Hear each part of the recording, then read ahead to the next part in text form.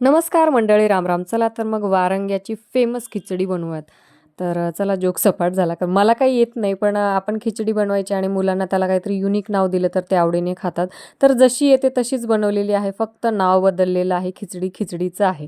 बाकी त्याच्यात काही स्पेशल असं केलेलं नाही आहे. आणि त्यानंतर आम्हाला थोडं बाहेर जायचं होतं. म्हणजेच माझ्या जाऊबाईसाठी पर्स घ्यायची होती. तर मला काही एवढं क्रेज नाही आहे पर्सचं, पण ताईला खूप आवडते पर्स आणि मला ती सांगत होती, "ही घेऊ का ती घेऊ?" पण मला त्यातलं काहीच कळत नाही. त्याच्यामुळे मी प्रत्येक पर्सला होच म्हणत होते आणि आम्ही प्रचंड दुकानं फिरलो, पण ताईला काही आवडली भरपूर नाही. दुकानं पालती घातली, पण आम्हाला काही पर्स सापडली नाही. आणि ताई एकदा मागे फिरता-फिरता कुठल्यातरी दुकानात पर्स पसंत करून गेली होती, पण तिला ते दुकानच सापडत नव्हतं आणि त्या नादात आम्ही बरीच दुकानं फिरलो. नंतर आमच्या पोटाला भूक लागली आणि आम्ही पाणीपुरी खाल्ली. मग ताई म्हणायला लागली, "आपण पाणीपुरी खाऊयात आणि पुन्हा शोधूयात."